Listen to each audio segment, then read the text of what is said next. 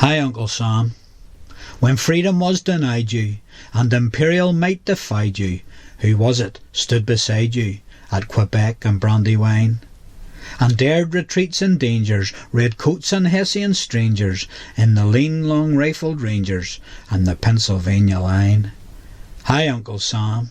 Wherever there was fighting, or wrong that needed righting, an Ulsterman was sighting his Kentucky gun with care. All the road to Yorktown, from Lexington to Yorktown, from Valley Forge to Yorktown, that Ulsterman was there. Hi, Uncle Sam.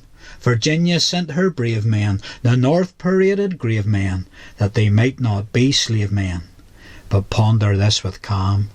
The first to face the Tory, the first to lift Old Glory, made your war an Ulster story. Think it over, Uncle Sam.